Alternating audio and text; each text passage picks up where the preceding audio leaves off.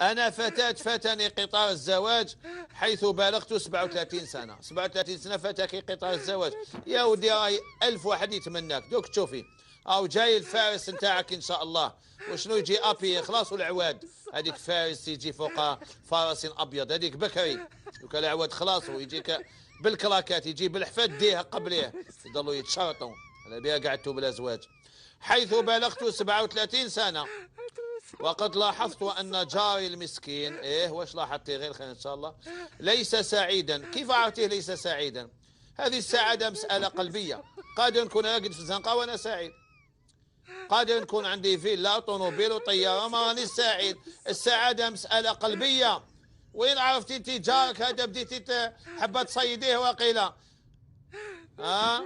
حيث لاحظت أن جاري المسكين ليس سعيدا في حياته رغم أنه متزوج، فملابسه رثة ووجهه شاحب. وملابسه رثة، كاين شي رجال ما يحبش يلبس، ولو ما تتحدد له حوايج وتدير له ريحة بلوم بلوم ما شاء الله ما يحبش يلبس. يحب اللب العرقان القديم المقطع المتقوب باش الناس يقولوا هذا مسكين ما عندوش، وموتو ما قايمه به. تغشتي ملابسه رثة رحتي دخلتي روحك. شوفي واحد شاب صغير أعرضي نفسك عليه للزواج، ولكن هذا متزوج خلاص خليه مع مرته يدبر راسه.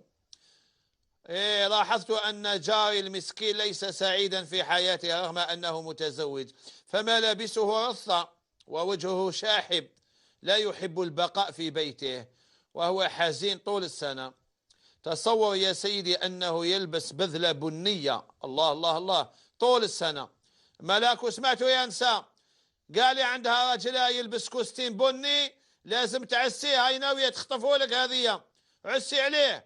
حيث أنه يلبس بذلة بنية طول السنة. أنا عرفناش شكون مالا. أي واحد أو يلبس بذلة بنية طول السنة هاك عرف جاتك هيداتك بين عينيها. عسي على رجلك بالدليلو، غدوة بدل تمتم، هيا يلبس غدوة كوستيم صفر باش ما تفيقلكش.